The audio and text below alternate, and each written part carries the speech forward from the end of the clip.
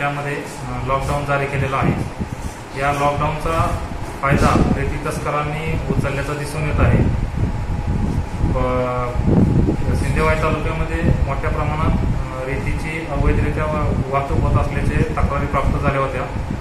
त्यानुसार आम्ही आमचे नायब तहसीलदार, मंडळ अधिकारी, तलाठी यांची पथके तयार करून रेती तस्करावर आळा घालण्याचा प्रयत्न केला जात आहे।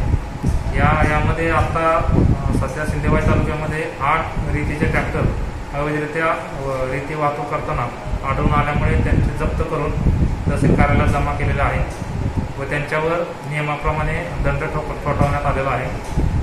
मी